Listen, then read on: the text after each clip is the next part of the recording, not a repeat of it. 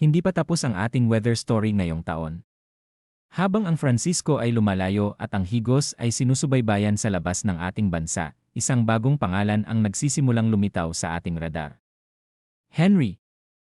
Ang potensyal na bagyo Henry ay maaaring mabuo sa Philippine Sea sa katapusan ng linggong ito.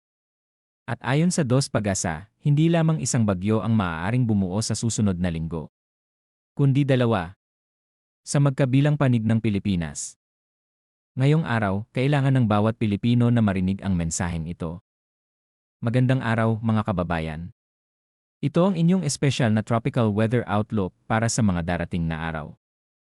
At ngayong araw, mayroon kaming isang komprehensibong ulat ng mga potensyal na weather developments na maaaring makabuluhang makaapekto sa ating bansa sa loob ng susunod na linggo. Simulan natin sa pinaka-urgenteng impormasyon ngayong araw. Ang aming weather monitoring team ay malapit na sinusubaybayan ang isang lumalaking disturbed weather area sa ibabaw ng Philippine Sea na maaaring maging susunod na bagyo sa loob ng ating Philippine Area of Responsibility. Ang satellite imagery ay nagpapakita na ng patuloy na lumalaking thunderstorm activity sa silangan ng Pilipinas. At maraming forecast models ang nagpapakita ng pag-unlad ng sistema habang ito ay gumagalaw patungong kanluran. Kung ang sistema ay magiging isang opisyal na tropical cyclone at pumasok sa ating ire, ito ay posibleng tatawaging Henry. Ang timeline para sa potensyal na pagbuo ay ang katapusan ng linggong ito patungo sa simula ng susunod na linggo, na posibleng maging isang low-pressure area o tropical depression sa pagitan ng Martes at Miyerkules ng susunod na linggo. Ngayon, ang pinakaimportanteng mensahe tungkol sa potensyal na Henry ngayong araw. Ang pinakamalaking concern sa kasalukuyan ay hindi ang malakas na hangin. Ito ay ang malakas na ulan. Ang kasalukuyang forecast guidance ay nagpapakita ng lumalaking ulan at thunderstorms sa maraming bahagi ng Visayas, Bicol Region, at sa mga darating na araw, posibleng ilang bahagi ng Luzon kasama ang Metro Manila. Ang localized flooding at mahirap na visibility sa panahon ng mas malakas na downpours ay maaaring maging isang seryosong problema kung ang sistema ay mag-organize. Hindi lahat ng forecast models ay sumasang-ayon sa lakas ng pag-unlad. Kaya naman, masyadong maaga pa para tukuyin ang eksaktong epekto. Ngunit ang pangkalahatang environment ay nagiging mas favorable para sa tropical activity habang tayo ay pumapasok sa mas aktibong weather pattern sa buong Western Pacific. Ngayon, pag-usapan natin ang mas malaking weather picture na nagpapakita ng mas komplikadong sitwasyon. Ayon sa pinakabagong tropical cyclone threat potential ng Dos Pagasa, posibleng dalawang tropical disturbances ang mabubuo sa magkabilang panig ng Pilipinas sa susunod na linggo.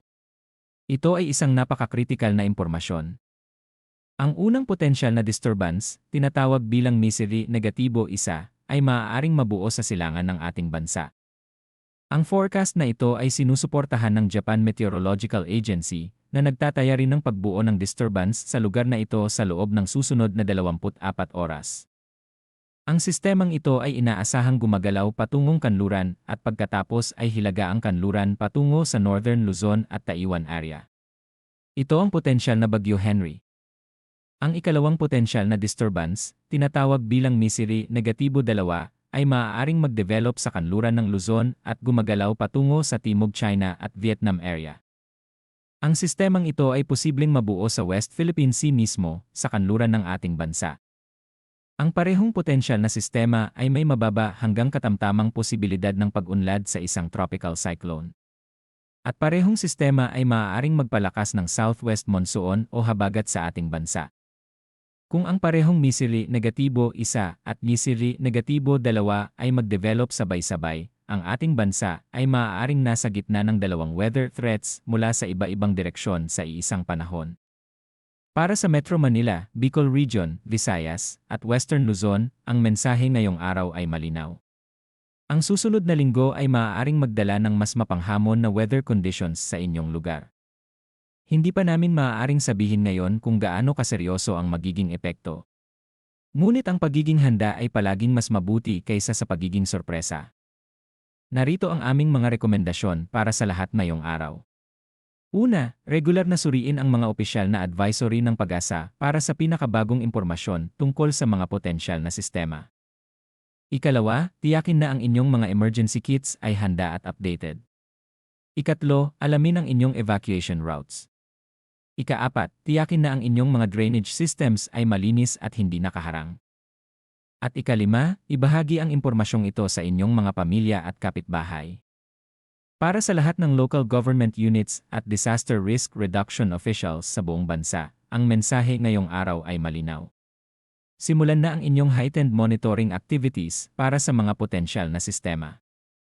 Tiyakin na ang inyong early warning systems ay fully operational at handa para sa anumang bagong advisory. At tiyakin na ang inyong mga komunidad ay may malinaw na impormasyon tungkol sa lahat ng potensyal na weather threats sa susunod na linggo. Ang aming weather monitoring team ay patuloy na magsusubaybay sa lahat ng potensyal na tropical developments sa Western Pacific at regular na magbibigay ng mga updated na impormasyon sa inyo. Manatiling ligtas, manatiling handa, at manatiling informed mga kababayan. Ang Henry ay maaaring paparating. Ang dalawang sistema ay posibleng mabubuo. At ang habagat ay nananatili.